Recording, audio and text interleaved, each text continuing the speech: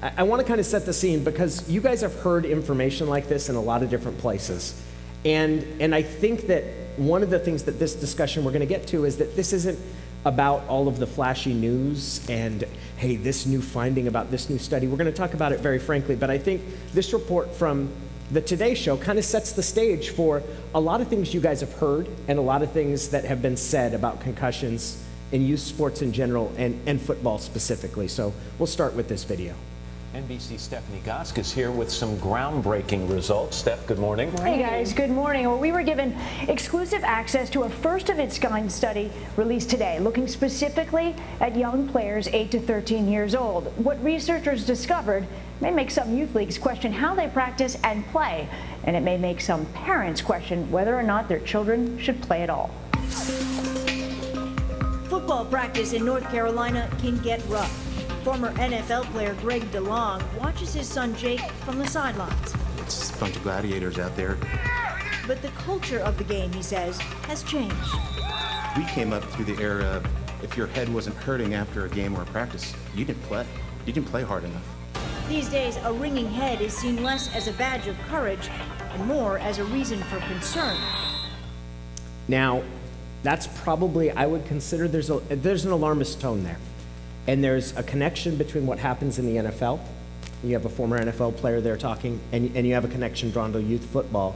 So I think the best place to start out, and this conversation will start with Stan, of starting out in what is a concussion, and what does it mean at different points for different age participants in sports?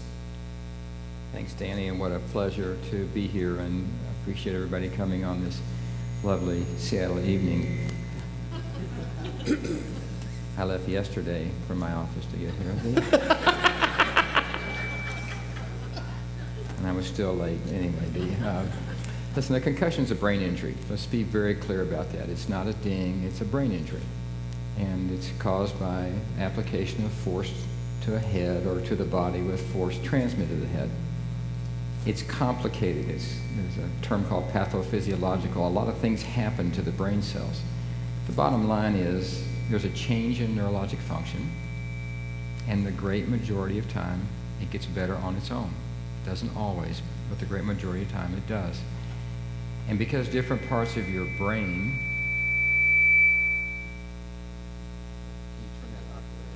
because different parts of your brain can be concussed, the symptoms can be quite variable.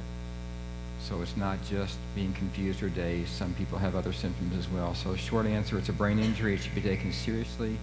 The usual prognosis is favorable, but it must be treated correctly. How does it change over the course and depending on the age of athletes? Is it different for people at different ages? My entire adult life, I've been looking for the one thing good about getting old. It turns out, ironically, that children, young people, take longer to get over most concussions than adults do.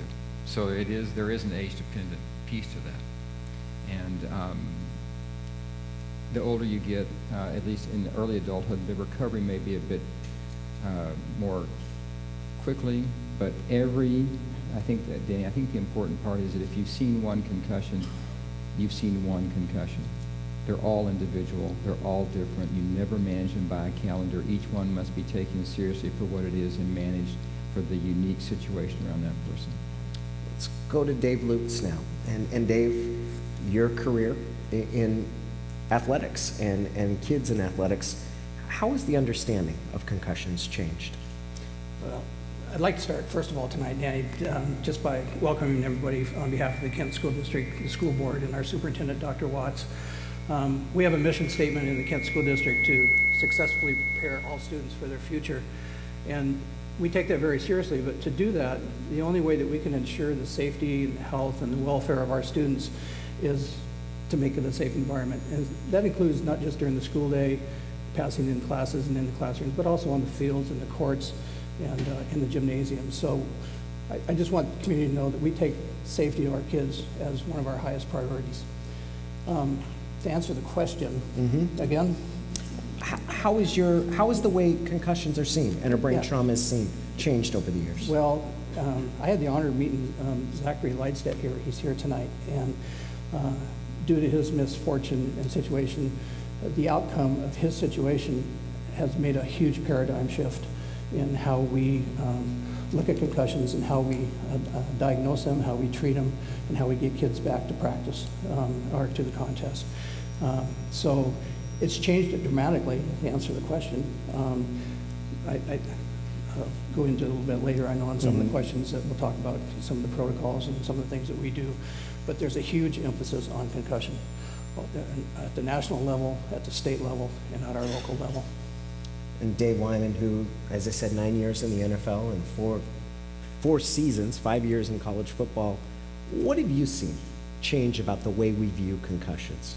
Boy, it's light years ahead now, how we handle it. And my very first concussion was my freshman year at Stanford, and it was a pretty benign play. I fell down, I went to get back up, somebody jumped over the top of me, and his knee hit the side of my head, and on film, my head just kind of cocked a little bit, and that was it. And the next thing I remember, I was looking at the scoreboard, and there was like 12 minutes or 10 minutes left in the second quarter, and this was the opening kickoff that I ran down on.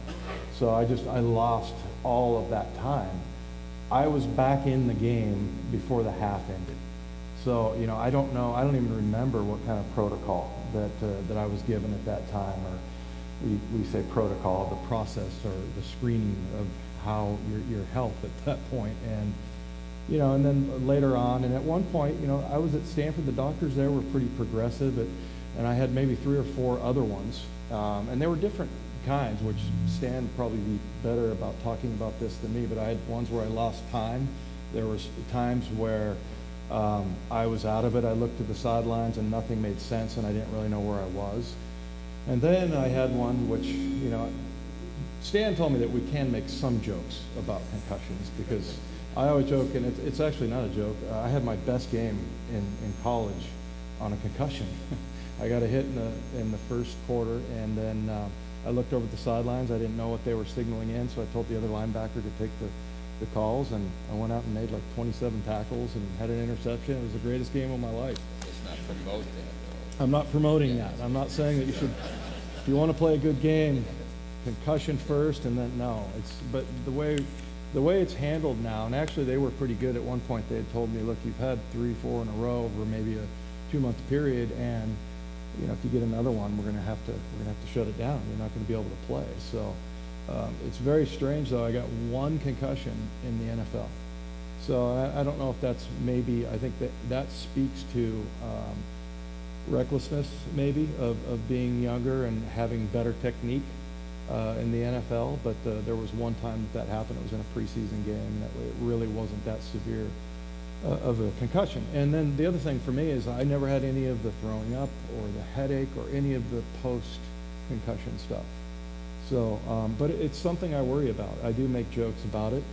Dr. Stan here tells me that is a good sign. There's something about advanced cortical performance. What was it? Something about... It would be good if you could remember that. So. Yeah, that's the thing. I have to read it off the text. Well, it's some fancy doctor term. I don't know what he's talking about. But no, it is something, I guess, and just that's the way we handle things in my family anyways, with good sense of humor. But yeah, it's something I worry about. There's no question about it. And I think for all of you, I'm also a parent. My son, he played tackle football in 6th grade, which I did not. I did not play until I was in 9th grade. Played flag football. And there's lots of great components of flag football that, if you don't want your kid in a helmet and full contact until he's in high school, then flag football's great. I had no idea what I was doing, by the way, the first time I put a uniform on. I actually ended up in a doctor's office because I put my head down and rammed some kid and hurt my neck. I had no clue what I was doing. I thought I was Dick Butkus, but I was terrible. But, at that time, they didn't have all of the teaching, and every time I did a clinic when I was playing in the NFL, I would always talk to the kids first and foremost about see what you hit, always keep your head up. So to answer your question, Danny, I think it's so much better now. It's not that it's not still a concern. It definitely is, and it's something you should think about. But the way that they're handling these things, and I know Dave will be able to talk a lot about this as well, is so much better than it was back in, in the 80s and 90s and even early 2000s. Yeah, we will get to some of those things and talk about some of the ways that we're doing it. Before we move there, I'll ask Dr. Herring to describe kind of the advances that have been made and how a head injury is recognized now and how we view the standard of treating a head injury. Thanks, Danny. A lot of progress has been made, and I think some perspective is important. Concussions were first described about 1,000 years ago by a very brilliant Iranian Persian physician, Dr. Races. So the problem's not new. This injury has been around. The word concussion actually means to shake violently, so the injury's not new. And even for Dave, who's downplaying his cognitive and cortical ability, we wouldn't manage concussions the way that yours were managed. But looks to me like you're gainfully employed, and Stanford education still holding in there. So I have. Maybe I could have been a doctor like you. Yeah, though. yeah. Instead, as Danny Instead, he's mentioned, working with me. Yeah. working with Danny. It's unfortunate for him. Maybe you could have been doctor, but I clearly couldn't have been an NFL player, so I don't know who wins that. But even for Dave, who's not had the most current care, his prognosis is very favorable. So listen, you have to take this seriously, but most people, including people who have had multiple concussions, do well. And we can talk later about who's at more risk. But what's changed? We recognize that a concussion is a brain injury, and they must all be taken seriously. So playing with symptoms is a mistake.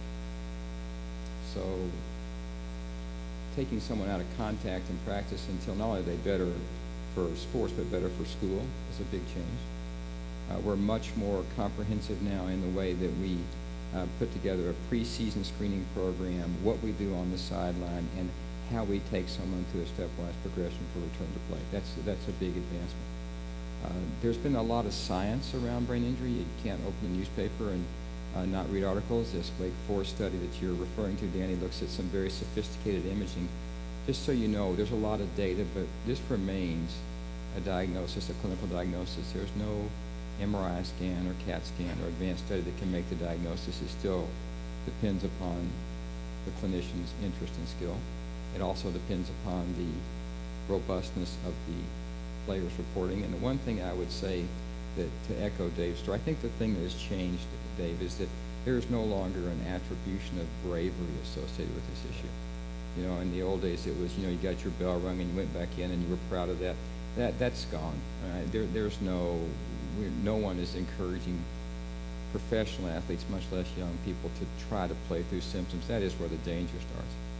And you mentioned Zach and Lysted. I don't know where you are, Zach. We should all turn. Where are you, Zach? Okay. That young man is a hero with his family, and what's really changed is thanks to Zach, the state of Washington was the first state to pass youth concussion laws. And now it's a law in the state of Washington and all other states in the District of Columbia that an athlete with a suspected concussion, a youth athlete, has to come out of practice and play and cannot be put back into practice or play until a licensed healthcare provider clears them. That's a real change, and that change started literally in this neck of the woods. And I never pass up a chance to acknowledge my hero, who is Zach. So Zach, thank you.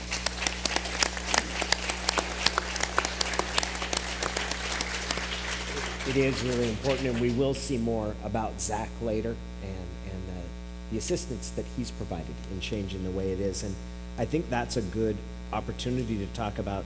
There's two things that were there. As Dr. Herring said, most times a head injury, they get better. They do get better, and we have a stronger understanding about limiting the risk by waiting for the symptoms to subside. And I think it's a good time, Dave, for you to talk about some of the steps you guys take, what the trainers and what your teams look for to try and make sure that kids, someone who does suffer a head injury, is evaluated and doesn't return to play. Following up on what Stan said with Zachary, and there was two main components that came out of the Zachary Lysted law, and one of them was mentioned is that they took the power of diagnosis away from coaches and away from kids, and that was one of the biggest things, that culture changes that we needed to do. And so coaches are no longer in a position, and a kid is no longer in that position to have to suck it up and get back. And so there's a great respect for the nature of concussions and the damage that it can do. The second thing is that it's caused us to, to identify when concussions happen. And to do that, we have to educate our coaches, our parents, and our players. And so that was the second component that came out of that law, was that we are required as an organization, as a youth organization, as a school organization, to do that training. And so we do that in many different ways, but the main way is through our registration process. Every parent and every player has to read through the materials that were provided by the Center for Disease Control, and they have to acknowledge that they've read that. We have it on our website. We have our athletic directors and our coaches talk to it at parent meetings. So we want the word out that we recognize concussions and we want to deal with them. So what we've done is we've set up a program where we've contracted with ATI, which was formerly Apple Physical, and they just do an outstanding job. Every one of our high schools has a trainer assigned to the high school, and covers, we have a broad scope of activities in athletics, so we can't possibly be at everything. But we do, it's just not about football, by the way, it's about all the sports and all the kids. And so when we put together a model, we wanted it to be a holistic one where everybody was included. And we wanted it to be systematic, that everybody was doing the same thing, and that everybody had the same exposure and the same opportunity. And so through the ATI, we're able to identify, their trainers, an ATC is an approved medical professional to diagnose and to treat concussions. And so part of our arrangement and our contract with ATI was to make it easy access for when we felt there was a concussion, for it to be diagnosed. They have free walk-in rights. Anytime that their facilities are open, our athletes can walk in and be diagnosed. We don't require that they go through that process. Parents can make their own choices through their own medical providers.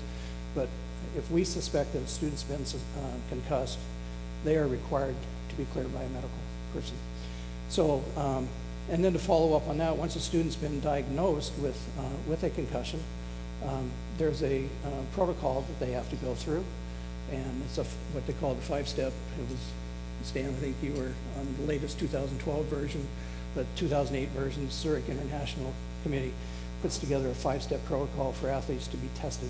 One of the things that we really had to overcome is the culture of what we used to get from the medical profession, and Stan can talk to the consistency here, but we used to get a note from a doctor as an example that Johnny or Susie has a slight concussion and will be able to, is cleared to play next Monday, 7 weeks. How do you know that? You don't. So we take them through a testing process now where they have to prove to us that they're able to handle it. And I think the important thing is remember that this is return to play, but there's a more important feature here as educators, and that is the return to learn. And nationally and locally at the state level, had conversations with the WIA. That's something that I'm hoping to move the Kent School District towards, as we progress. It's been a long progression, and we're getting there, but we have still ways to go. And so how do we return kids to learning?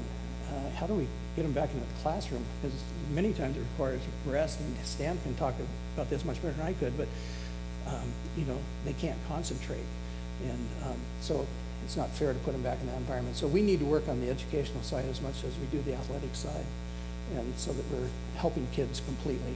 They're student athletes. They're just not athletes. They're students. So. Yeah, and that is, we will have, our next video is going to focus on a student, Kit, who is also here tonight. We thank her for her time talking about some of that, but I think this is a good opportunity to kind of pause and ask for some questions. Again, we are here for you, so if you've got a question, go ahead and raise your hand, and we'll have the people that come around with the microphones. Okay. Oh. That's the message from the engineer. That if we talk louder? Okay. The louder you guys talk, you can turn down Okay. the levels. So you guys heard him. He asked me to do that, so I apologize if we start blowing your ears out. But if you go ahead and if you have a question now, raise your hand, and we'll be able to get a microphone to you so you'll be able to ask it. And as we start doing that, we'll go to the next video here, featuring Kit and the injuries and how she's come back from that. When I first got it, it was wake up with a horrible headache, sit in my bed in the dark, and not do anything, because that's what the doctors told me to do. Mm-hmm. And I mean, I felt nauseous all the time.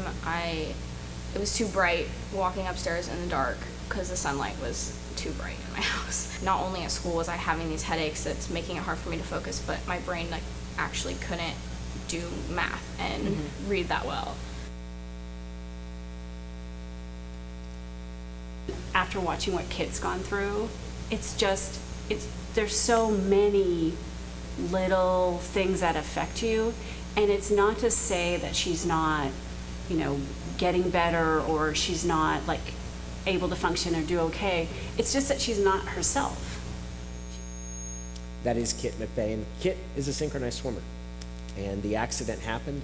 She was being lifted up, as I understand it, and that came a little bit too early, and one of the other competitors who was there ended up falling down on top of her and striking her in the head. And I guess from a doctor's perspective, how common is that, Stan, and those sort of, because these are the sort of worst case scenarios that we hear, and how do we put risk in perspective? Kit, are you here tonight? She is. Is loud talking bother you still, or should we speak up? I'm more interested in you than I am in the feedback. But listen, first of all, concussions are not a football thing, and they're not a boy thing. So all sports and all kids. And so I've seen it in synchronized swimming. I've seen it in the people I play golf with. You should never play golf with those people.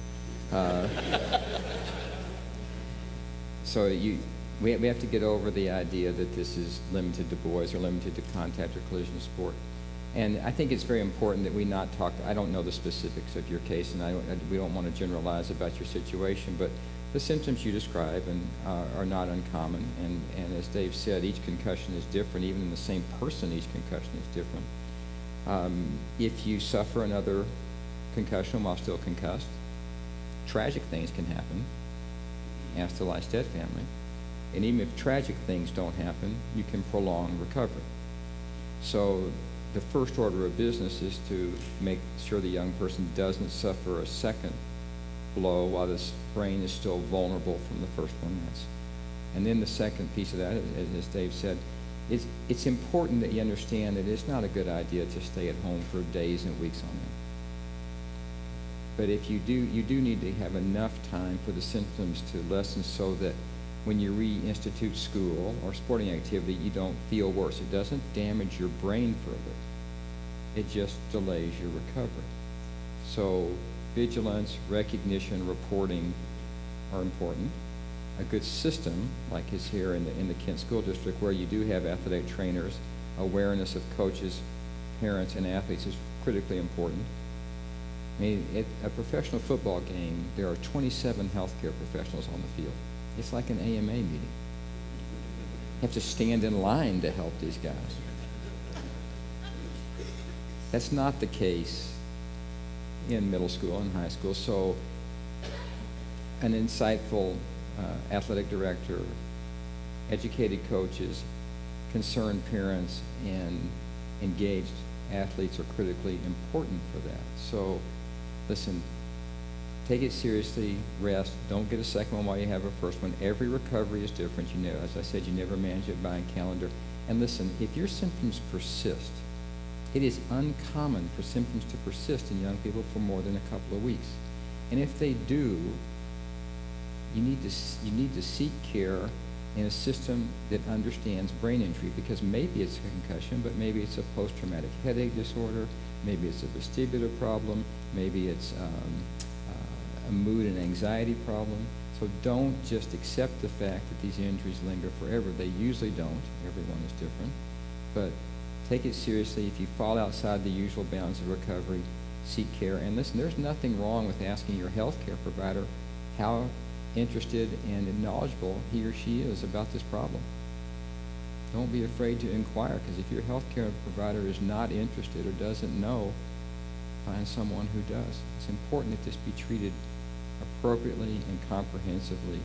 And if we do so, we can limit the long-term risk. And I am very concerned.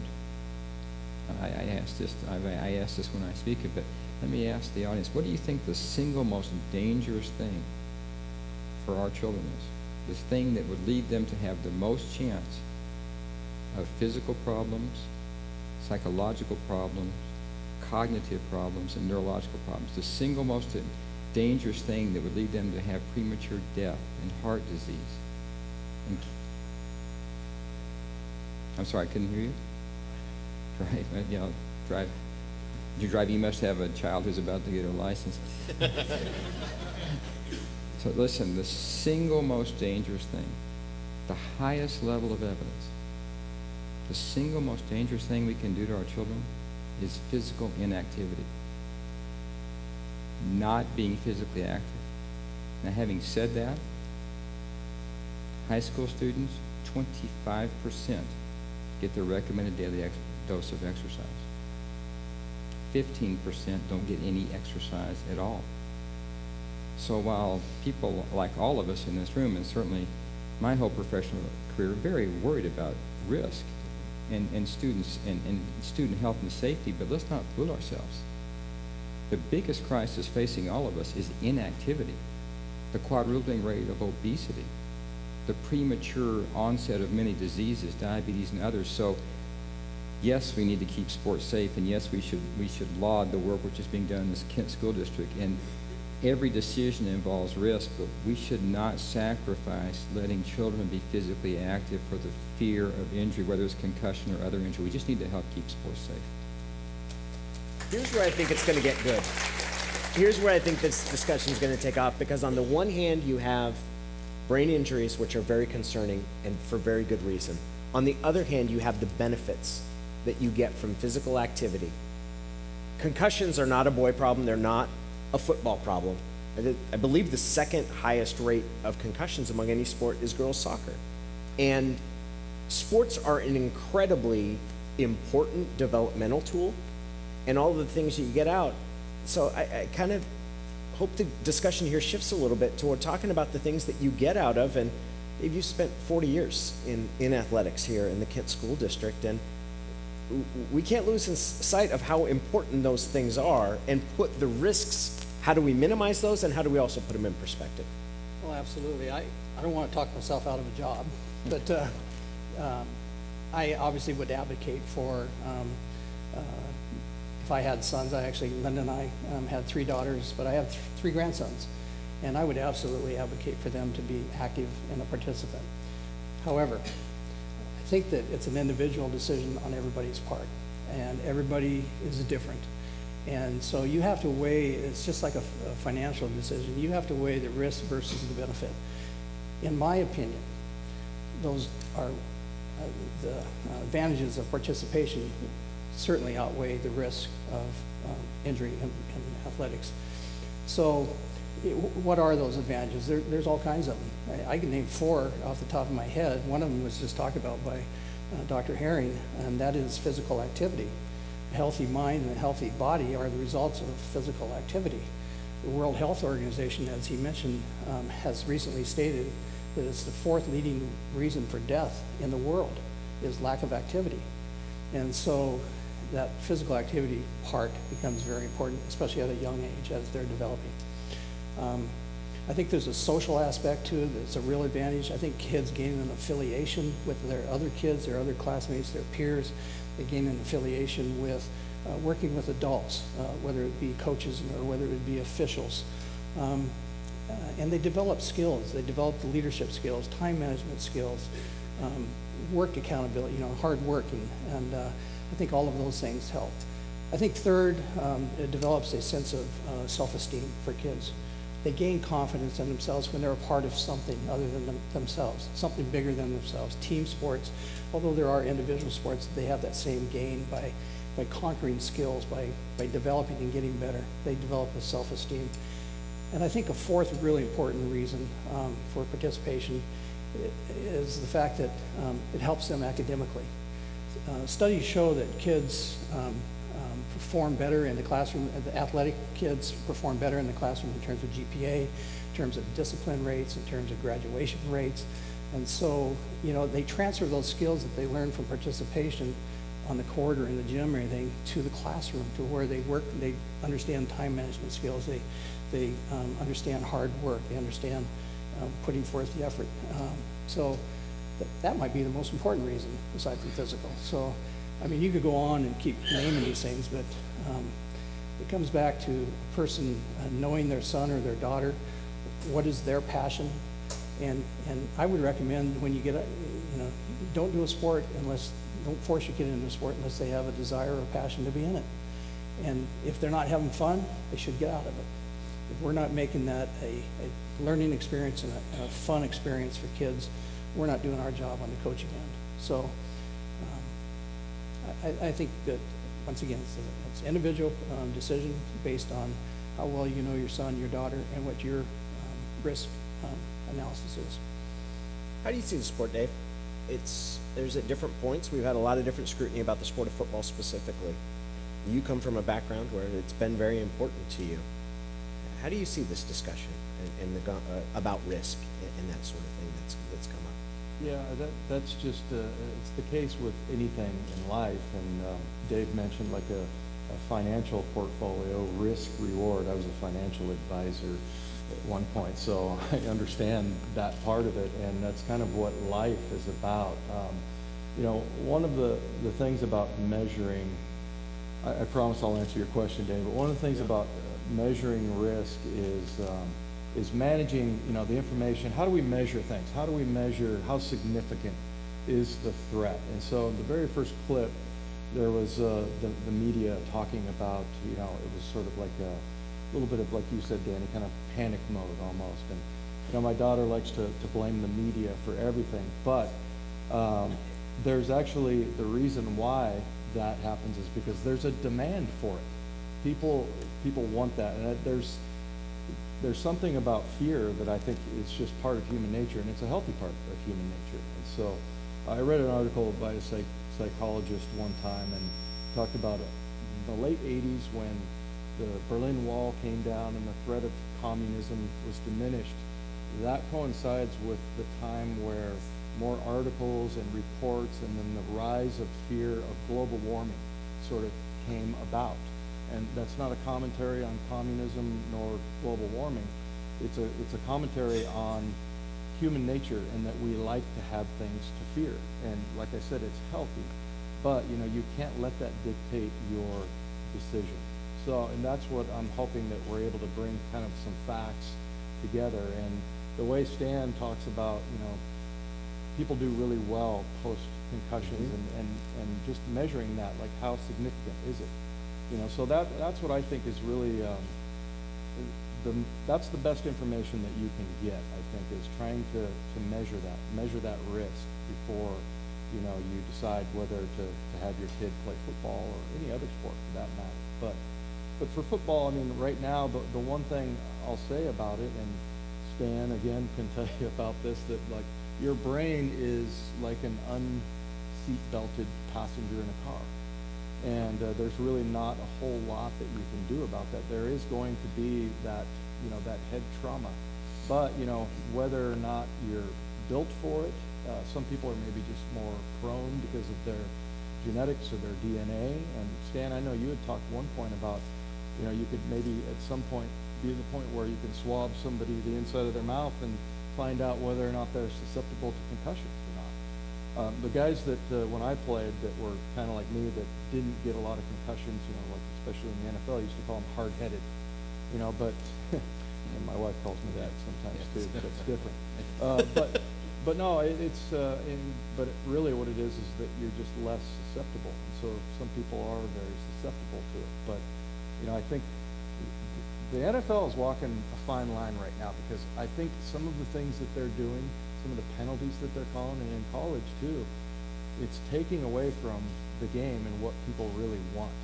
And, I think, you take the risk out of anything, the reward. It's the same watching a football game. You know, if you take all of the hitting out of it and you start penalizing guys and throwing them out of games, and then you don't see those hits anymore, that's what people really wanted. And so they have to be really careful about that right now. But, you know, I think the state of the game is good. You look at different statistics, and you see that in some areas, you know, youth football is down.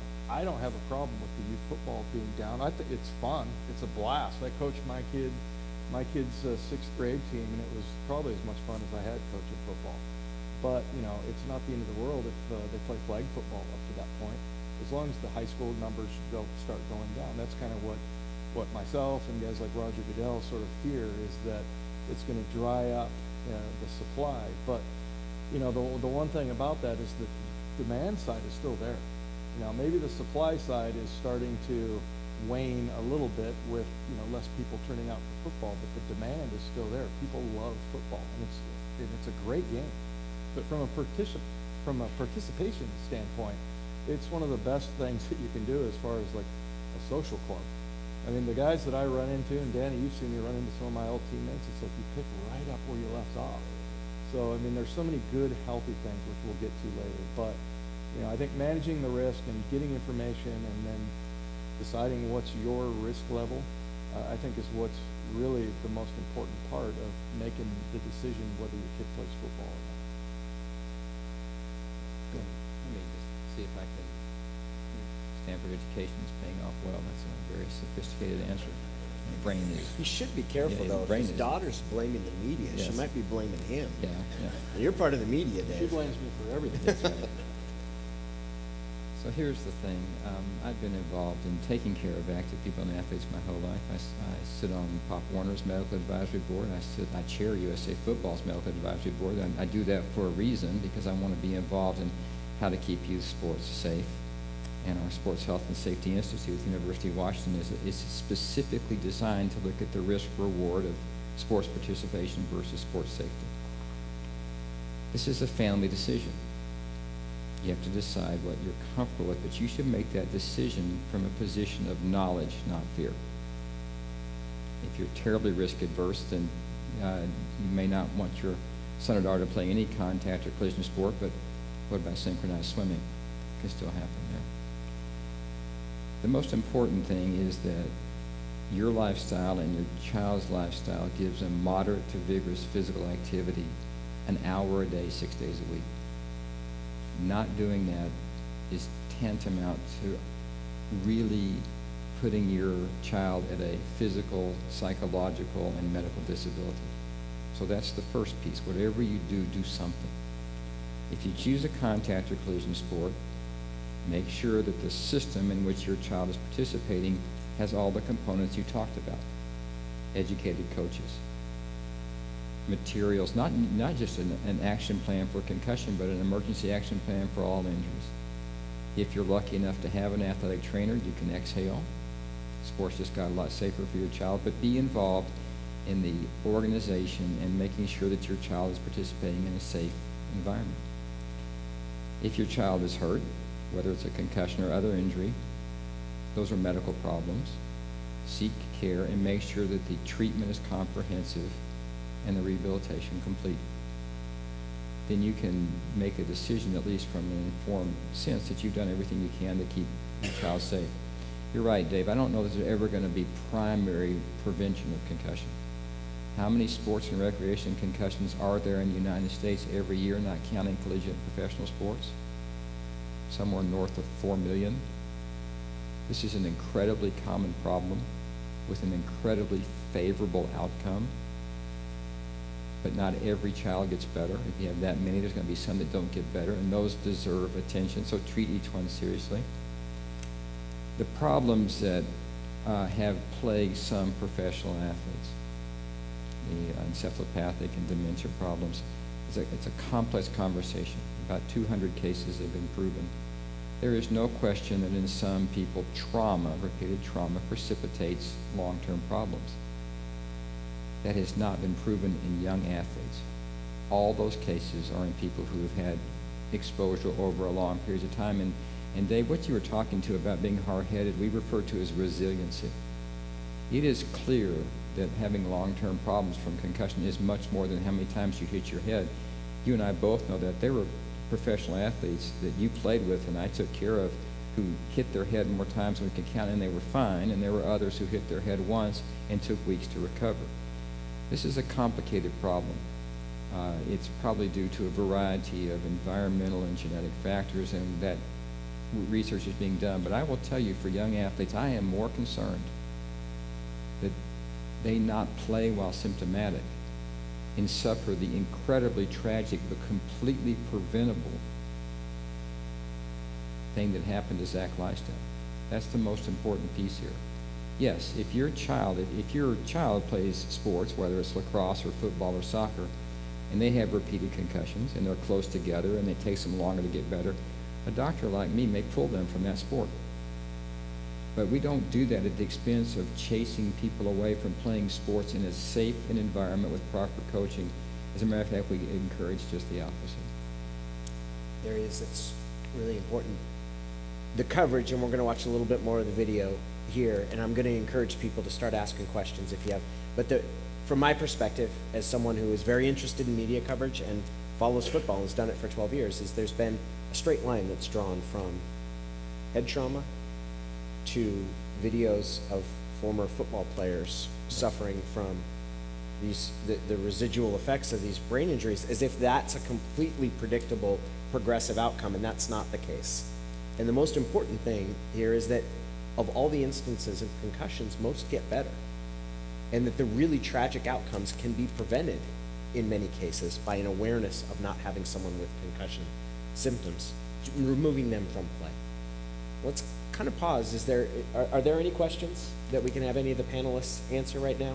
We've got one right here in the front. A microphone will come right to you. It's coming right down there, and then a few more.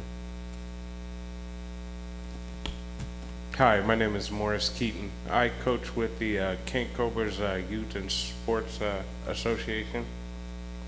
My question is, as far as the Pee Wee, Pop Warner football level, what I run into more is dealing with the parents as far as a concussion. I know from personal experience, I've had where I've diagnosed one of my athletes to have a concussion. Now, we have a strict policy with our program. If a child says, my head hurts, they're done for the rest of the game, and we send them to the doctor, and they have to go through protocol to come back and be cleared to play. But for us, it's the parents. Well, they'll come and say, hey, why'd you take my son out of the game or my daughter out of the game? Well, they have a concussion. I've diagnosed them with a concussion. No, they're not. It's just a bump on the head. They do that all the time at home. Send them back out there. And I'm just like, no. And I've almost literally come to blows, getting into shouting matches with these parents saying, hey, I'm not sending your child out there just because you want to relive your glory through your child. I'm not doing that. So what's the best way to manage that between the care of the child and what the parent wants? Thank you very much, Morris. I don't know which that, but I'll take a stab here. Morris, thank you for that. It also gives me an opportunity to just mention to our audience and to the listeners that the Kent community has two outstanding youth football groups. The Kent Knights have been a long-term program for many, many years, as long as I can remember, 40 years at least, in our community, and very solid. The Kent Cobras are an excellent outfit as well. They've come in about the last 7 or 8 years, I believe, but they both run concurrently, and we have enough kids in our community that both those organizations can be served. More specifically, we deal with the same type of issues, Morris, that there are still some parents that just don't believe that kids can, have a concussion. And so I think it starts with whatever your organizational, I know you guys are members of USA Football, just as the Kent Knights are, just as the Kent School District is. And so, set those expectations ahead of time, stick to your standards, and, just let the parents know that you're concerned very much about their child's health, and that when in doubt, sit them out, don't take chances. I think you set the policy in the preseason, Coach, and say this is the way we do it here, and maybe you want Lystes to come and talk to those parents. because Zach wasn't taken out when he was symptomatic. And while rare, it's tragic, but preventable. And I think that, setting the tone, and the analogy I use for my young doctors is that everybody in this room knows what to do. If you're at dinner and the fellow next to you starts sweating and grabs his chest, everybody knows what to do, right? You dial 911. Now, most of the time, it's just, bad food, and it's indigestion. But it's not always indigestion. And you don't want to miss the time it's not. We call that a high index of suspicion in medicine. So there's a duty, a true duty, that you not put a young athlete's life at risk. While it's rare, it can happen. And I think that explain that up front, and you have to stand your ground. I always wonder what goes on in these parents' lives that they're willing to risk the health and welfare of their child, but maybe it's the heat of the moment. But I think stating the intent and stating the reason why and stating the policy of your team in the preseason at a parent meeting and sticking to it, and I appreciate your courage to do so, because we have to take that step. You're doing exactly the right thing, and you should be applauded for it. And look, let's be clear. The decision's being taken out of professional football players' hands because of the recognized risk that it is.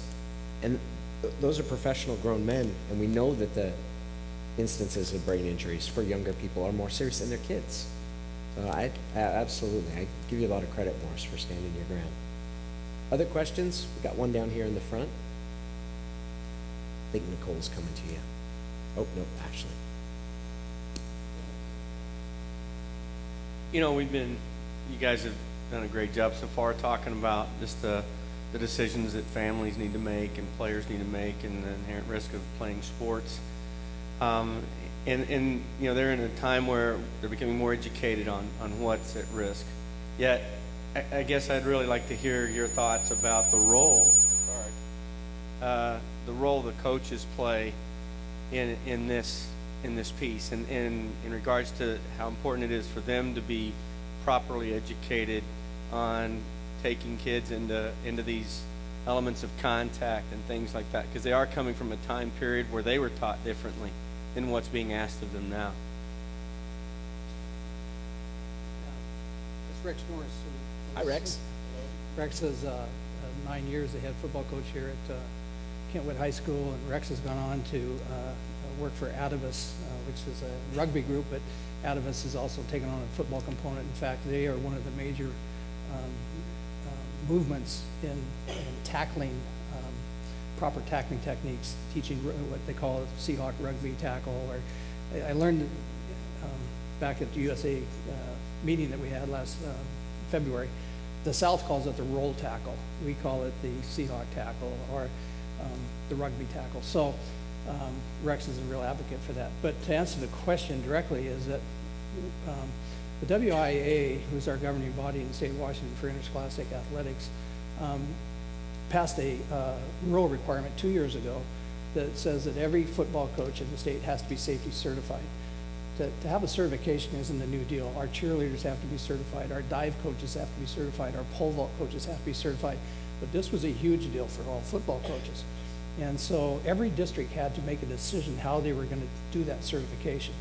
I made the decision that we were going to be members of USA Football, and we were going to make a 100% commitment to USA Football. Dr. Herring, as he mentioned, is on the medical committee. I happen to be very fortunate to be selected one of 11 people to sit on their high school advisory board across the nation. And so we in Kent are 100% committed to heads up football.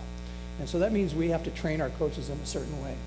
And so in the last 2 years, we've trained 88 to 90 of our coaches, and every one of them is 100% certified. They have to go through modules, training modules of concussion management. They have to do heat and hydration modules. They have to do sudden cardiac arrest modules. They have to do equipment fitting, which is a very important aspect of safety. And aside from that, they have to go through the blocking and tackling. Now, I know that the Kent Knights and the Kent Cobras are part of USA Football, and they subscribe to those too. So my vision and my hope for the Kent School District is that we have these kids starting at a very young age. They're learning the same concepts. They're being protected equally.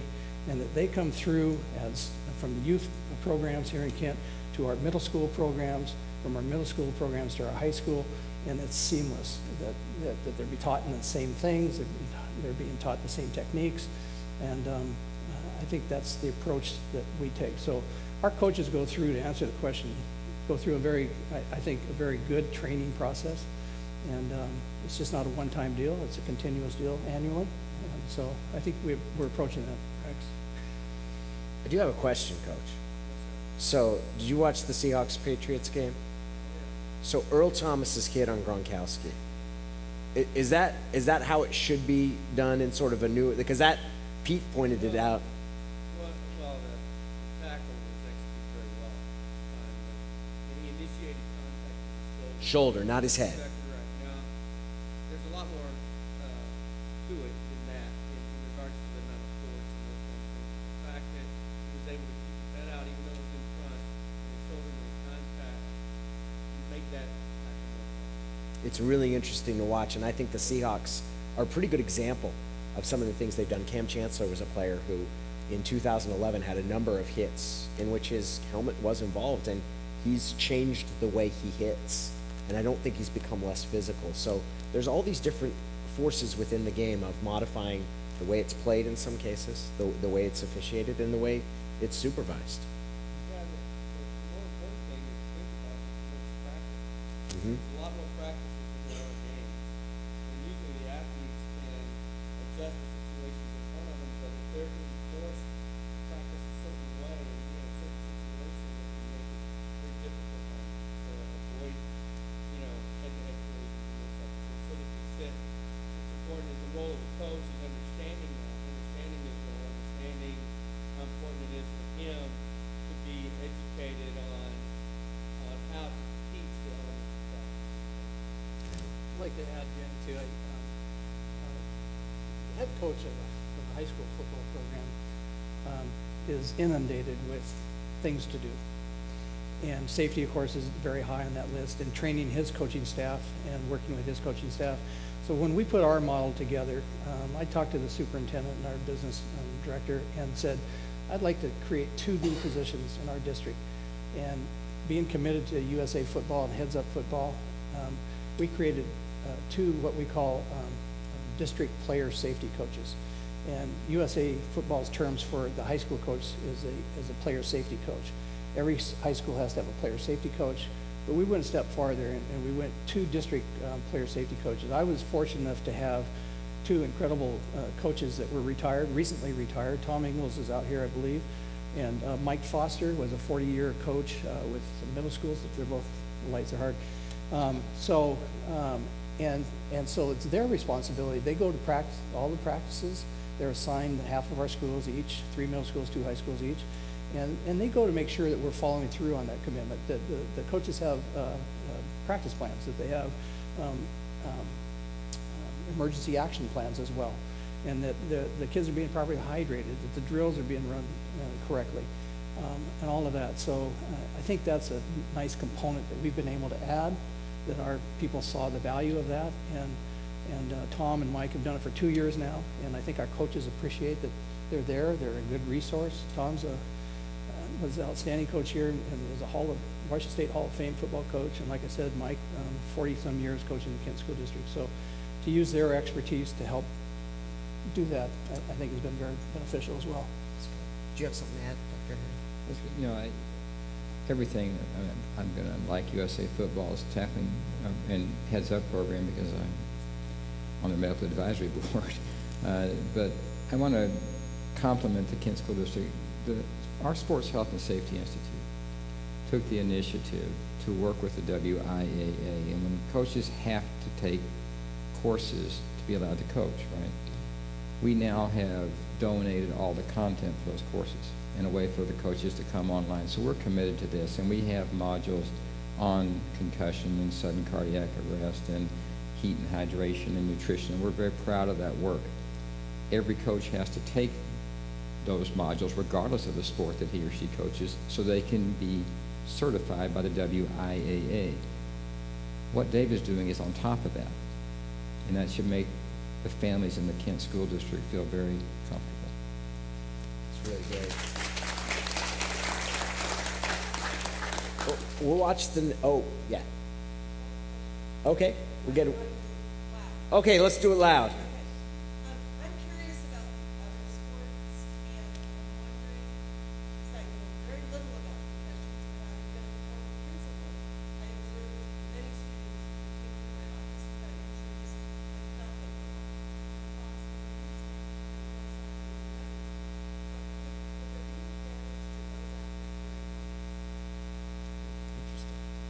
Yeah, I can, let me speak to that. And as an aside, the University of Washington is developing a new helmet. I'm involved with that. I want you to understand that. But I want you to understand the reason we're doing that. Dave intimated earlier that, that it may be the movement of the brain inside the skull that may be relevant to why people get concussion. That's hard to stop. Helmets were really never designed to prevent concussion. In 1905, in college football, there were 5 deaths. And President Roosevelt called the leaders of the Ivy League schools and said, we're going to ban football, it's too dangerous. Those deaths were due to depressed skull fractures. Since a rigid football helmet's been designed, you don't see depressed skull fractures, which are they're terrible injuries, almost always fatal. So the helmets work for what they were designed to do. Designing a helmet to prevent concussion may or may not be possible. There is no evidence now that headgear in soccer or other sports really prevents concussion. There may be an unintended consequence that players feel more invincible and use their head more. So while there's an industry around helmets for other sports, there's really, we are not advising that as a solution for the concussion problem. I'm here to tell you there is no helmet, no mouth guard, no piece of equipment, no insert that is the answer today. The answer is keeping sports safe, understanding concussions occur, and treating them properly. So I appreciate your question, but I would not run out and put helmets on all your soccer players, which they of course really love, and and think that we're buying safety for our young athletes. What Dr. Herring said there, and we're going to take a few more questions in just a couple minutes. We'll watch a little bit more of the video. What he's pointing to is a reality that a lot of the industry has developed around this situation because it's gotten so much coverage without the science behind it. A mouth guard that tells you how much force a hit delivers doesn't tell you whether or not someone suffered a concussion. All of these different things that are there, there is no replacement for the awareness and the training of the people around the team to be able to look at the athletes. All of those things may end up being tools, but there's no magic sort of ability to say, oh, this thing lit up, the kid has a concussion, and if it didn't light up, he's okay. All of those things are very, very dangerous. And that's just an understanding of how the coverage of the issue in some ways has pushed our conclusions beyond what people like Dr. Herring are studying and spending time to say, we don't know if that's helping or not. I told Danny I go to dinner parties, I'm the only person not talking about concussion. It's on everybody's tongue. And we spend a lot of time and effort researching this and looking at new technology, and as so do many of my colleagues around the world. There's a lot of very smart people looking at this, but today there's no single test, there's no marker, there's no piece of equipment that can diagnose or manage a concussion. Doesn't mean we're not looking, but I have a suspicion you're going to find the eventual answer is going to be a combination of technology and clinical skill, parental involvement, and athlete reporting. Those are kind of the keys to it. Let's watch the next video here and we'll continue the discussion. We already know concussions are bad, but now scientists are even beginning to look at the effect of subconcussive hits, or hits that don't cause concussions at all. The Today Show was given exclusive access to research being conducted at Wake Forest Baptist Medical Center, studying the effect of subconcussive hits on football players between 8 and 13 years old. The research team tracked 25 youth football players, recording every hit they took to the head over the course of a single season, and then compared images of the players' brains before and after. The first of its kind study discovered that football players at this young age are hitting each other hard enough and often enough to cause actual changes in the structure of their brains, even without getting concussions. So this is kind of blends into what we've been talking about, of this direct line between you play this, you get these hits, it changes forever, and we're being able to study and see it now. And the truth is that it's not nearly as simple as people are making it sound. I know the authors. I know some of the authors of this study. And this was released to NBC before the study was published. And we think all science is good. And I could launch into a very interesting discussion about plot scatter, linear regression analysis, and cross-sectional analysis, which would fascinate this audience for hours on end. But as one of my chief residents told me one time, he said, "I know you had to suffer through this, don't make me." Let me sum this up for you. This study is a small number of athletes. It turns out if you take one data point, what we call an outlier, and review it, all the significant data disappears here. Turns out that half the kids actually did better on some advanced MRI findings, and about half did worse. And you heard the lead-in. We all know concussions are bad. That's how the story was set up. I'm in favor of all kinds of research, but this research will be discussed critically. It was actually discussed in an international conference, and there are limitations. Turns out that the way the advanced imaging was obtained, it's called DTI imaging through an MRI. There's some question about the reliability of that. This was a rush to get it on television before it even was reviewed critically in the medical community. And I think the authors deserve credit for the work they've done, but to make the jump that fractional anisotropy changes, this DTI changes of white matter in a certain subsection of the brain in these 25 athletes with somewhat questionable methodology means that they're going to have brain damage is a big jump. Now, I'll say that, and there is no one in this room that takes brain injury more seriously than I do. I promise you that. I don't want to have any young person be injured, but we have to be very careful about taking what we see on a television show and assuming that there's hard science, that means there's an inevitable course to brain damage. I wanted to ask you, Stan, about some of the research and some of the numbers. And I'm going to portray the numbers. I don't know exactly, I can't remember, but there was the incident of, there's three. It's dementia, early onset Alzheimer's, and there's another one I can't remember, but brain injuries later in life that are caused by brain injuries. And there was a study that was done, and it was, the first study group was people who did not play football, and the second was people who played in the NFL. And the headline was, NFL players twice as likely to get these. But the raw number was something like 7 out of 3,500 versus 14 out of 3,500. There's no question that statistics were higher for former NFL players, but the numbers were very, very low, and there was even some. So, listen, there is some evidence that professional athletes who hit their head a lot of times, a certain percent of them do more poorly than matched controls. But at the same time, there's even stronger evidence that the life expectancy of a former NFL player is longer than matched controls, and guess what? The suicide rate is half. This is complicated. This is all to the resiliency piece. Yet there was another study that looked at a 50-year follow-up for kids who played high school sports and didn't play beyond the great majority. Dave Wyman is the outlier in this room. The chance of a person making a living in professional sports is so slim. But if you look at high school kids, this was done in Rochester, Minnesota, and they had 50-year follow-up data on football players compared to males who were in the glee club, when they used to have glee clubs.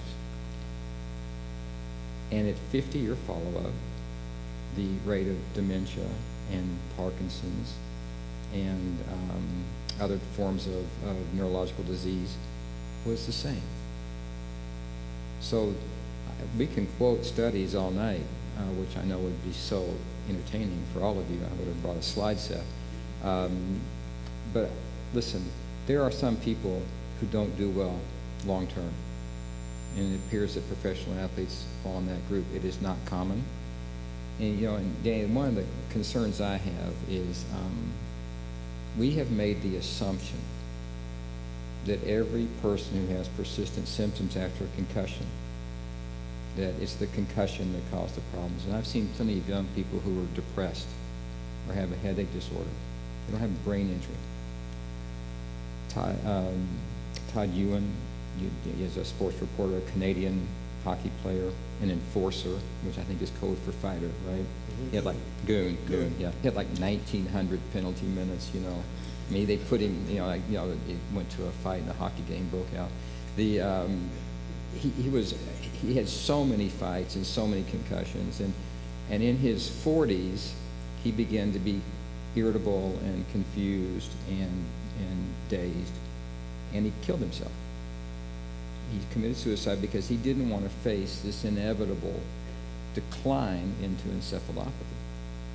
And I'm talking to my Canadian colleagues, and so his brain was sent to autopsy, which is the only way you can make the diagnosis of certain neurodegenerative diseases, and he had no suggestion whatsoever of excessive deposition of tau. He had treatable depression and anxiety. But we've got to be very careful. The great majority of former professional athletes who have these symptoms actually have treatable disease. But we cannot ignore the fact that certain athletes don't do well. The burden of research is on us all. But for a young person to avoid sports, particularly when they're not going to play after high school, with this concern, I think is a bit overwrought. And I appreciate what you're saying. We must take these injuries seriously, but we have to be very careful that we don't make assumptions that change behavior. Once again, the single most dangerous thing you can do is not be physically active. There's no question about that. Stan would make a terrible journalist because when he told the story about the Glee Club, and the headline of that is Glee Club is dangerous as football. Yeah. That's how you write that headline to get people to read the story. So you do that. Let's talk about knowing football specifically, but sports in general. When is the right time for your child to play those sports? And I guess start with you, Dave, because that's something you've coached at different levels and seen them. How do you reach that decision? Well, as far as contact sports go? Yeah, contact collision sports. I have to say, I didn't really worry that much about it. Danny and I worked with Jim Moore, who's on our show. He has twins that are 12. Jim happened to have the same pediatrician that I had. His name is Manfred Eichner. He's in Kirkland. And do you know Manfred? Any chance that it was time to take the kids to the doctor? I'm like, I'll take them. Because I loved Manfred. He was more of a philosopher than he's a great doctor. But so anyway, yeah, he was always almost like a psychiatrist and really more for me because, you worry about your kids so much. But one of the things that he told Jim was that, they had a discussion about concussions and whether their kids, the boys should play football or not. And one of the things that he said is, and he has this awesome German accent, which I won't try to duplicate, but he said, life is meant to be lived. And that kind of sums up a little bit of the whole risk-reward thing that we're talking about. Like, there's so many great things about football. I could go on all night, just like Stan could with his boring studies. I could go on all night about teammates. They'd rather hear my stuff. Probably, yeah. But no, I can't tell some of the stories about teammates. But no, teammates. Some people do anything to have camaraderie and reach out to other people. I had some friends that were in a Z-car club, and this was a club that was constructed of people that owned a certain kind of car. People are dying for that kind of thing, and that's what you get in football. And like I mentioned, you see your old buddies that you haven't seen in 20 years, and it's like you pick right up where you left off. So there's so many great things that go along with it. I think that's the thing that you mostly have to keep in mind. And I know Jake, my son, who played I think 2 years of football, and it just wasn't for him. He didn't enjoy it. And I told him, if you don't love it, then it can be a miserable sport. So he played a couple of years, but I still see him interacting with the guys that he was on that football team with. So, but you know, look, I guess in general, well, I'll ask you this, Stan. Is there enough force generated in these young kids? Because I see the Pee Wee football guys, they're like little bobbleheads running around out there. And, you know, I'm perfectly fine with kids playing flag football up until, you know, 9th grade, but is there less concern, or is that one of those misnomers that those guys cannot hit hard enough to cause a brain injury at that age? It's a great question, and one we get almost every day in our office. Young people, flooding can generate force. We don't know what that force means. There is no, Danny, to answer your question, there's no magic number here. I mean, we don't, I'm very careful. What if it's a false warranty if I tell you it's safe for your son to start football in high school? We don't know that. We don't know that. So it's an informed choice. You decide if your son or daughter wants to play a contact or collision sport, and you see the camaraderie, the academic improvement, the social development, not to mention the physical gift, then it's your responsibility to make sure they play in a safe environment. Find out what the team and the league has to offer. It's your responsibility to make sure they understand that you can be tough, but no one has a tough brain, or for any other injury for that matter. So that's your parental responsibility. And if you choose that, I cannot sit here and tell you today that there's a magic age when your son or daughter should start playing a collision or contact sport. Certain sports have rules. We are looking in USA football at developmental leagues. You know, youth soccer has developmental leagues, the size of the ball, the size of the field. We're looking at those issues now, partly for safety, but also to see if we can't get kids to commit for long term. So maybe if everybody touched the football when they were young and you didn't get a position so early, kids might stay with the game longer. We're looking at those issues. But I wish I could give you a formula and say your daughter should start playing soccer at this age or at this level, stage of development. We don't know that yet. How do you help parents make an informed choice, Dave? I think that's a pretty good way of kind of forming it. It is an informed choice. I think it's kind of dependent on them to look into your program and to evaluate, you know, are you meeting safety criteria, objectives, you know, to whatever standard that might be for them. So you know, we're trying to provide the safest environment that we can for our kids in every sport, not just football. And so parents are our partners in that, and they have to decide whether we're meeting the standard and whether the bar is high enough for them to make that decision personally. Are you going to let your child play for us or with us or not? So, yeah. It seems like a good point to take some more questions. I think we can do it with voices. Are you guys okay with trying that? Let's try Dr. Pearson right here.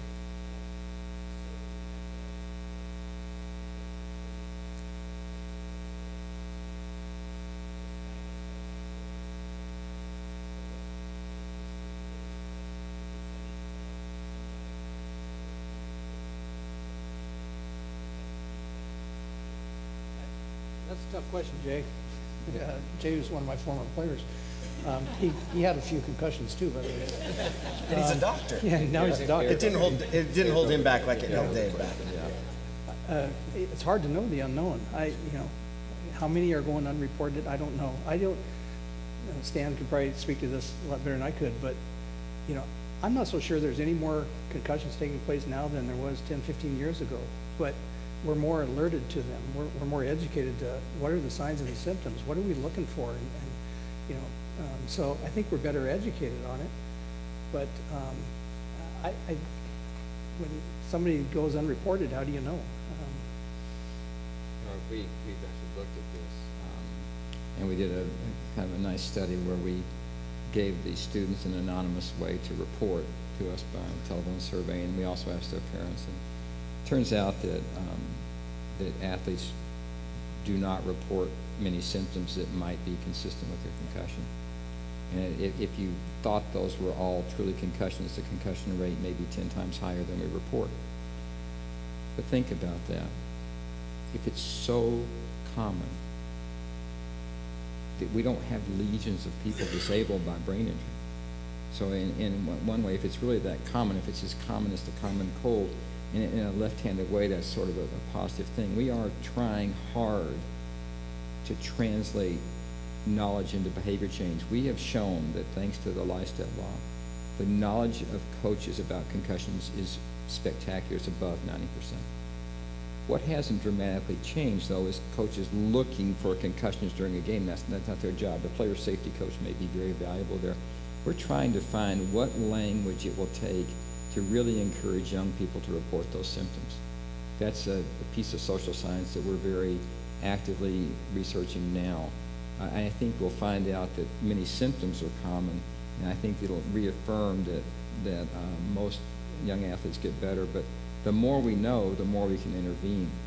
We want to do that, though, without making this something so fearful that people are afraid to truly to bump their head. Coach Ingles.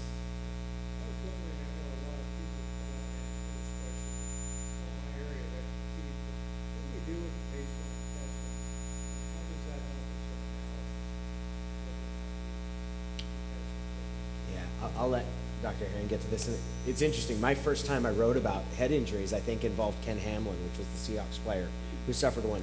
And it was when I had this misnomer that, oh, there's this baseline test out there that all they have to do is evaluate whether or not his answers and measurements now match what it is before, and then he's good to go. It's just fine, and it's certainly a lot more complicated than that.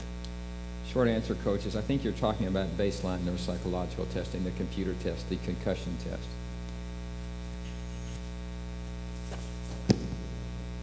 A little concussion from my microphone, he'll be okay. That testing measures certain things, speed of processing, visual memory, and other measures. And those measures can be affected by a concussion.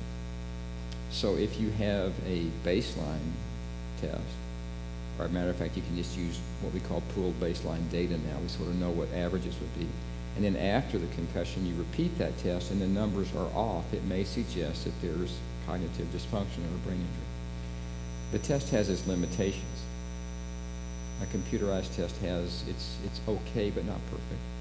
And it also turns out that you can take the computerized test and your post-concussion scores can be as good or better and you're still concussed. So it's a tool. It is not a concussion diagnostic test in of itself and should never be used as a standalone test. It worries me that that test is administered in a way which isn't really highly controlled, and it's interpreted in a way which is not highly controlled. Now the athletic trainers and the athletic trainers that we work with through the Seattle Children's Program, where we have in all the Seattle public schools, are trained in administering that test. And then we have resources and neuropsychologists. We look at those test results carefully. It's helpful, but you have to be very careful not to misuse that tool, and it's never a standalone tool. It gets back to there are a lot of different ways to go at it, and like a mouth guard that tells you how hard it is, it's a tool, but it doesn't substitute for the evaluation. Tom. Yes. Wassel.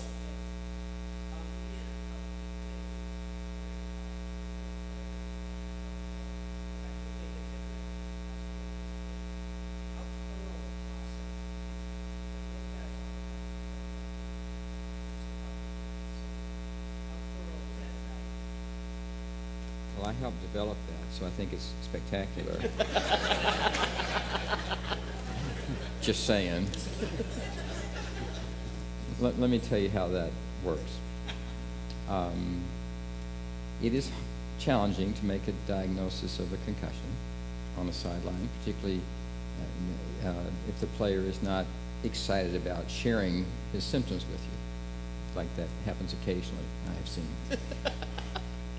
So what the protocol that people talk about is we do have baseline data, not just neuropsychological testing, but other testing too.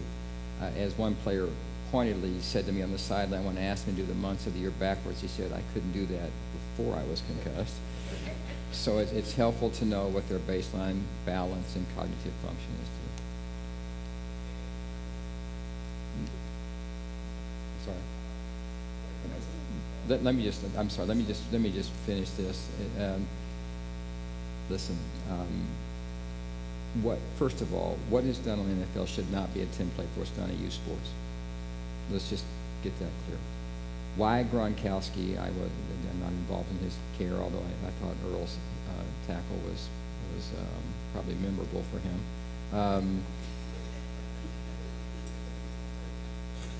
We have what we call immediate questions. So when a player comes over, the protocol is as follows. We have video only that doctors can look at. We look at the video. We look at the hip. Then we have an immediate set of questions we ask the player. If any of those questions are suspect, the player has to go through a much more comprehensive evaluation off the field. Okay? So the first order of business, the reason you went back in 2 minutes, he got hit hard. You cannot make the diagnosis of a concussion from video. You just can't. It's just what Dave said. There are some players that look like their head would roll off, and they look at you and they say, I'm fine. So he's asked a specific set of questions, which I don't want to go through, and we look for a specific set of signs and symptoms, and if they pass those, and you stand there, and you've looked at the video, and you have the team trainer, and yet another physician there, and everybody agrees that that doesn't elevate the level of a suspected concussion, the player goes back in. Observed. Still look at him when he comes off. If there's any suspicion, then the player goes off for more comprehensive evaluation. I think those are important, the different sort of statuses, and that we're also talking about youth sports here, and that's very different than professionals that are being put in. If that was a youth game and there was any suspicion at all, just like Marcy said, the kid's out. When in doubt, sit them out. Let's go to the question that was in the back.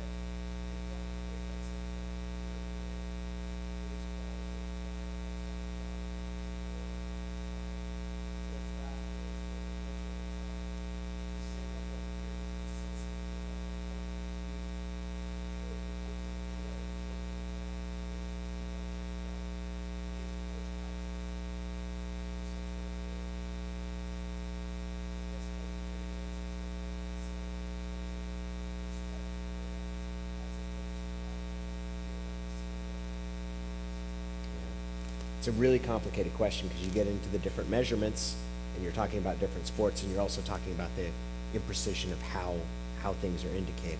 Right, and you're talking, listen, the brain is a very special structure, and it's bad to have a ulnar collateral ligament injury, a Tommy John injury, or a rotator cuff problem, but brain sort of steps up, and so I can understand the concern around that.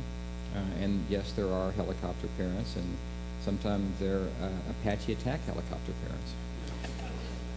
So they're very big concern. So I think you have to tell them, hopefully we've said something, it's just of course you take any suspected concussion seriously as a coach, and you have a safety plan in place. You tell them that most concussions get better, and most concussions get better quickly if managed appropriately. If your son or daughter has more than one, or you're concerned about just, it's not your job to be the coach and the healthcare provider, so they should seek counsel from a healthcare provider who can help them put this in perspective. I do agree with you. In terms of morbidity, there are other injuries in sports that are much more concerning. And we focus so much on concussion. I keep telling parents, all injuries should be taken seriously. And, if you play sports, there's a chance you're going to get hurt. There's no question about that. But as you said, all sports, flag football, yes, but in football or rugby or sports where collision or contact is the intent, the rate of reported concussion is higher. So this goes back to, are they comfortable with that? Are they comfortable with you as a coach saying, listen, I understand that we're taking this seriously. The culture in my team is going to be that if there's any suspected concussion, the athlete is out. And it's my understanding as a coach, if we do that and treat that child correctly, her prognosis is really pretty favorable. And you know what? If it's not, I'm encouraging you to seek care. I think that's the answer you give them. I think the best thing, if you have access to it as a coach, because I've coached before, is just say, that's not entirely not my department. You know, you don't get to make that call. I don't get to make that call. And for Morris, you know, you're talking about your parents coming down and wanting them to get in. If you lay it out in the beginning that is not my call. You know, if that's up to someone else, then it takes all of that problem away from the parents. Yeah, I think that's right. I want to play one more video, and we're going to play this not so much to talk about it, but I want to make sure it's really important that we get to Zachary Lystad's story by the end. And so I want to play this next one, and then we'll keep taking a few more questions for you guys. We've seen that they can generate forces every bit the same that college players and high school players can. If I had a son, I would be real leery of him playing. Ritzy, who keeps a list of concussion symptoms on the door of her refrigerator, says she won't pull her kids from the game until she knows more. The only result that could possibly be alarming to me is that the potential link to other concerns, which is, you know, dementia, you know, loss of, you know, memory loss. Got to find a way in this game to help eliminate that play right there, and I don't know how you... That is kind of continuing with the alarmist. I think it's important to recognize too, Dr. Herring is, 10 years ago, he was someone that was having to ask people to pay attention to concussions. And now he's in a position of saying, like, let's not be careful to draw this straight line between if you play football, you're going to get a concussion, and if you get a concussion, this is going to happen too. We do have time just for a couple more questions, is my understanding. Let's go over here to this side of the room.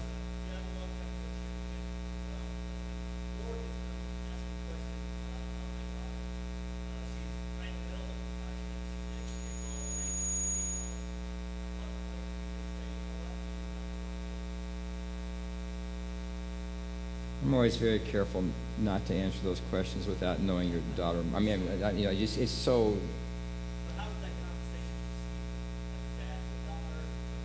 Well, I think I'll echo what Dave said. If you're concerned about this, then you need to find someone who can help you sort this out with knowledge and medical skill. And I understand the emotion associated with this. And I understand your concern, and it's hard not to be concerned. I mean, you know, you can't open a newspaper without reading a story.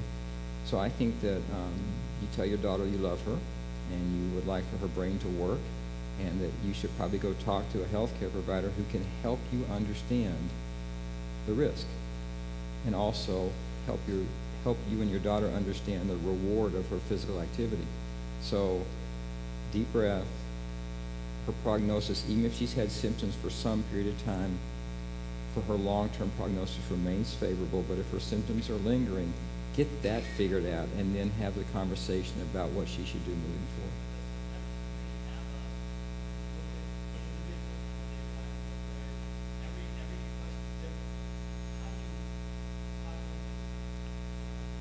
Now you sound like my wife. And she's right. Yeah. Pattern recognition, judgment and experience. 35 years of looking at this. My job is just like yours. How do you become a better coach? You're a better coach than you were 10 years ago. You experience, judgment, insight, and perspective. That's what you do. You need to find someone who's has that knowledge base and is interested, and they'll help you guys make an informed choice. Danny, can I ask you, was that Brett Favre up there? Yes, it was. Here's something that annoys me. Something else that annoys you. Besides Brett Favre himself. Yeah. When professional football players talk about, well, I'm not letting my kid play. Oh, I want him to play golf. Come on, man. You know it's the single greatest thing in your life. Right. You know, and that part really bothers me. And that kind of adds to sort of the hype and all the hysteria over the whole, oh my gosh, if a pro football player says he's not going to let his kid play, then, you know, why would I do that? I remember early on when my first opportunity in professional football was with the San Francisco 49ers. And I had the chance to be their team physician. I remember sitting with Bill Walsh, and he said, let me tell you how this works.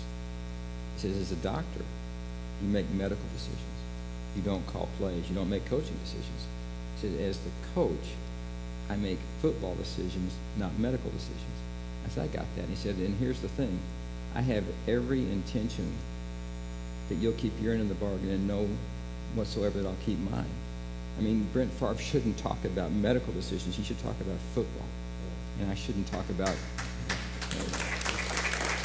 I thought Dave was going to express disbelief that it was a quarterback Yeah. who was expressing concern about the concussions. That only adds to it. What does he know about getting hit?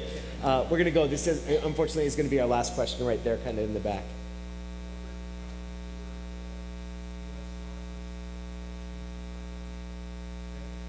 Yes.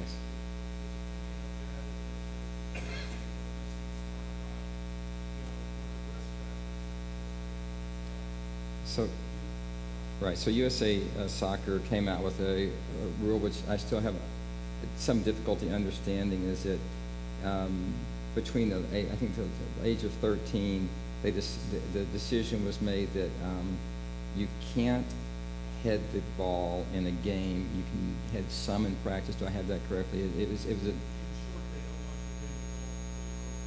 right. Although there was some opportunity, but not in games, right? Right. And what drove that decision? What? It was a lawsuit. The medical advisory committee for USA Soccer was not consulted in that decision. So once again, yes, if you don't head the ball at all, there's a decreased chance of a problem. But is heading the ball the problem? You know what the problem in terms of concussion with heading a soccer ball is? Player-to-player contact. Elbow to head, head to head, head to ground. So those type of decisions concern me a little bit because it's almost like a false warranty. I cannot tell you if your daughter or son play soccer that if they head the ball, they use a smaller ball at age 11, if that's more dangerous than waiting until they're 13. We just don't know that. I know that the great majority of youth soccer players who head the ball only have problems because of incidental contact during the activity. So I don't know the answer. I understand why USA Soccer made that decision. At least I think I do. I was not involved in that. But I think this is an example of what Danny is saying is we need to be very careful thinking that now soccer is safe, right? Because there's a ruling that you can't head the ball until you're 13. Why not 14? Why not 12? So I expressed some concern. I think the more important thing for soccer would be to, if you're going to teach heading, let's teach it with kids with good core strength and body control so they can control themselves through space so there's not inadvertent contact, which is the real risk with hitting a soccer ball. That's good.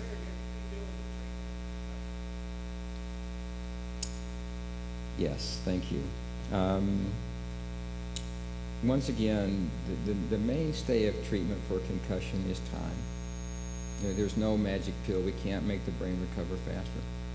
We are learning a couple of things. So one is that the fact that you think that the athlete has to be absolutely back to how they were before we start any physical activity.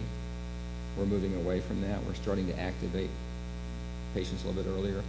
I think frankly, the most exciting thing, and this was discussed at the most recent international conference, a lot of people who are disabled from one concussion, we're learning that it's often what that patient brings to the concussion. And it turns out that people who are anxious or have a history of some depression or people who have even a chaotic family upbringing often don't recover as quickly. And we're being much more available to embrace the psychological and social aspects around this injury than just relegating it to a brain injury. And I think that's going to be an important step in making sure we do not unnecessarily disable young people who have persistent symptoms after a concussion.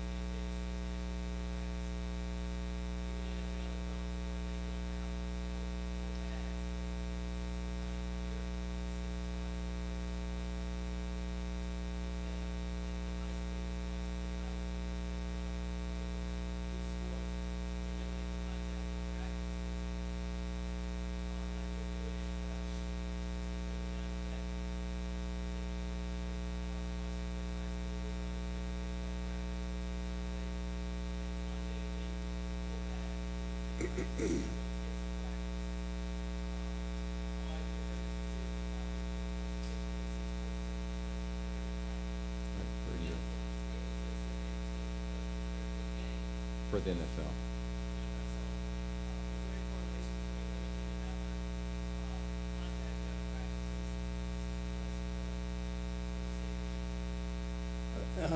The WIA just this past year did pass legislation that was being enforced this past season, which is that they did limit the number of contact days during the week to 2 days.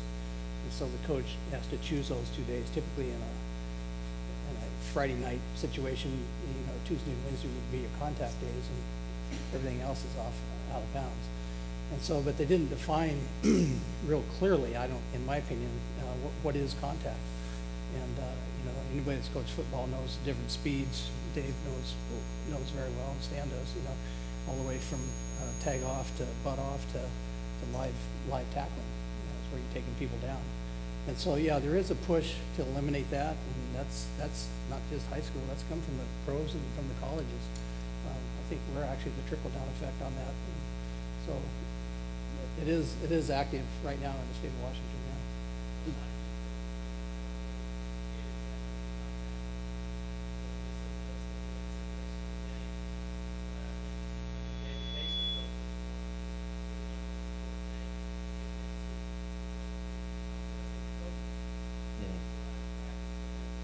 Yeah, well, and like Stan is talking about, there's just no one thing, and something like that can help a little bit. But I'll give you an example. It's just one story, but Pete Carroll was recently fined $200,000 personally, and the team was fined how much, Danny?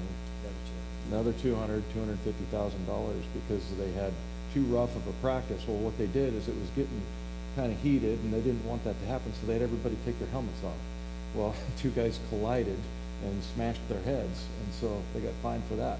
I think they were punished with draft choice and all kinds of things. So, you can never, you go and you take the helmets off, and you're going to have those kinds of injuries. And then there's the other side of it that sometimes, like you were talking about with the lacrosse players, that might embolden them to hit more. So, and then that causes more head injuries. So I don't mean to muddle it up, but I think that the main thing, if you take out of here, number one is just, find your own risk-reward level. But the stuff that Stan is talking about, preventing and just being very careful about the head injuries, that's the best thing I think that can come out of this. Jim, seriously. Paul, I would advocate for USA Football's practice guidelines. Both USA Football and Pop Warner now have practice guidelines. USA Football has defined the stages of contact. I'm not a football player, although I did stay at a Holiday Inn Express last night. And I think that you can teach football without having to have contact all the time. And 64% of concussions in youth football occur in practice.